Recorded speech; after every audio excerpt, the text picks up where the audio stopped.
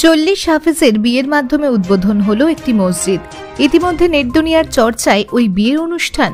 আপনি জানলে অবাক হবেন এই বিয়েটা কোথায় হয়েছে। তাহলে আর দেরি নয়, আসুন জেনে নিন বিস্তারিত। সিরিয়ার এজাজ শহরে একটি মসজিদের উদ্বোধনে ব্যতিক্রমী এক অনুষ্ঠানের আয়োজন করা হয়েছে। মসজিদটি 40 জন হাফেজে কোরআনের বিয়ের মাধ্যমে উদ্বোধন করা হয়।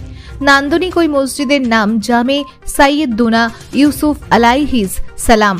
মসজিদটির উদ্বোধন উপলক্ষে অভিনব ও চমৎকার এই আয়োজনটি করে মানবাধিকার সংস্থা ইকরা।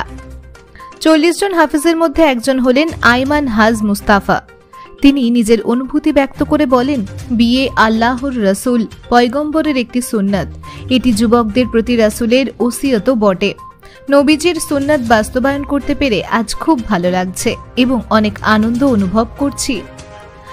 হামজা বারবুরি নামের আরেক হাফেজ বলেন, আল্লাহর শুকরিয়া আদায় করছি এবং একই সঙ্গে শুকরিয়া আদায় করছি যারা আমাদের বিয়ের কার্যক্রমকে সহজ করার ব্যবস্থা করেছেন তাদের প্রতিও।